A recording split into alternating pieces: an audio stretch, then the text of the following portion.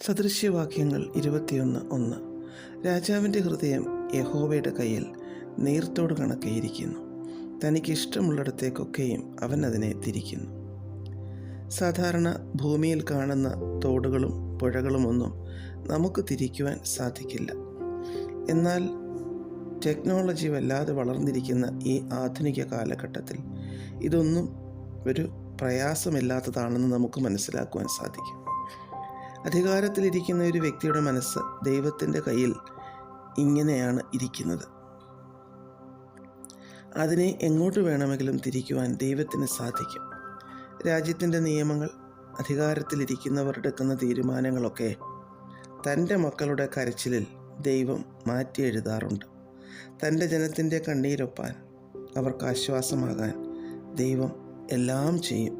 കാരണം സകലത്തെയും ഭരിക്കുന്നതും വഹിക്കുന്നതും സകലത്തിൻ്റെയും മേൽ വാഴുന്നതും നമ്മുടെ സ്വർഗീയ പിതാവാണ്.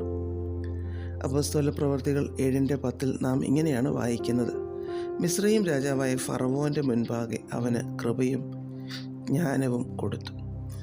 മിസ്രയീമ്യർക്ക് ഒരിക്കലും അംഗീകരിക്കുവാൻ പറ്റാത്തവരാണ് ദൈവജനം. എന്നാൽ ഫറവോന് താല്പര്യം തോന്നത്തക്ക വിധം തൻ്റെ രാജ്യത്തിൻ്റെ അധികാരത്തിലേക്ക് യോസെഫിനെ കൊണ്ടുവരത്തക്കവണ്ണം ദൈവം ഫറവോൻ്റെ ഹൃദയത്തെ നീർത്തോട് കണക്കെ തിരിച്ചു. ദൈവഹിതപ്രകാരം അത് തിരിയപ്പെട്ടു.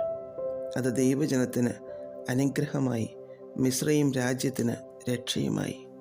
ദൈവം ഒരു നിയമത്തെ മാറ്റാനായി ഇടപെട്ടാൽ, ഒരു ഉന്നത തീരുമാനത്തെ മാറ്റാനായി ഇടപെട്ടാൽ അതെല്ലാവർക്കും അനുഗ്രഹമായി തീരുവാൻ ഇടയാകും. ദുഷ്ടൻ്റെ ശക്തിക്ക് അത് തീരെ സഹിക്കാൻ പറ്റുകയുമില്ല. കാരണം അവരുടെ ശക്തിയെ മുഴുവനായി നിർവീര്യമാക്കിയിട്ടായിരിക്കും ദൈവം അത് ചെയ്തെടുക്കുന്നത്. ഫറവോന് യോസേഫിനോട് താല്പര്യം ഉണ്ടാകത്തക്ക രീതിയിൽ യോസേഫിന് അസാമാന്യ കൃപയും ജ്ഞാനവും ദൈവം കൊടുത്തു. അത് അനുഗ്രഹമായി തീരുകയും ചെയ്തു. നമ്മുടെ ജീവിതത്തിലും ചിലയിടങ്ങളിൽ ചിലരെയൊക്കെ, ചില തീരുമാനങ്ങളെയൊക്കെ നമുക്ക് അനുകൂലമായി ദൈവം തീർക്കും. നമുക്ക് കർത്താവിൻ്റെ സന്നിധിയിൽ അമർന്നിരിക്കാം, പ്രാർത്ഥിക്കാം. പ്രിയ പിതാവേ, അങ്ങയുടെ പുത്രനായ യേശു ക്രിസ്തു ഞങ്ങൾക്ക് വേണ്ടി അങ്ങയുടെ വലതുഭാഗത്ത് നിന്ന് മധ്യസ്ഥം വഹിക്കുന്നതിനാൽ ഞങ്ങൾ അങ്ങേക്ക് നന്ദി പറയുന്നു. യേശു ക്രിസ്തുവിൻ്റെ നാമത്തിൽ ആമേൻ. God bless us all.